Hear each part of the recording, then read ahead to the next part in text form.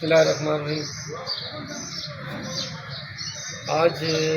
راؤ صاحب کی کوششوں سے ریڈی اسٹریٹ اور شارع لیاقت کے ایریا میں جو وومن کالج کے اطراف میں جو اردو بازار میں ایک بڑے عرصے سے یہ انکروچمنٹ چل رہی تھی، اور جس کی وجہ سے وہ بچوں کو عام ٹرافک میں بھی خلل آتا تھا۔ اور راؤ شکیل صاحب ایک سوشل وکیل کے ساتھ ساتھ ایک سوشل ورکر بھی ہیں، اور انہوں نے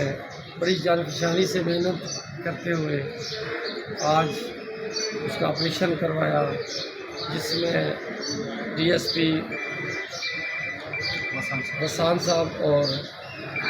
قربان رند صاحب ان کی شکر گزار تو ہر ایک کا ڈیوٹی کر رہے تھے، لیکن یہ ہے کہ انہوں نے کام کیا جس کا ان کو اپریشیٹ کرتے ہیں۔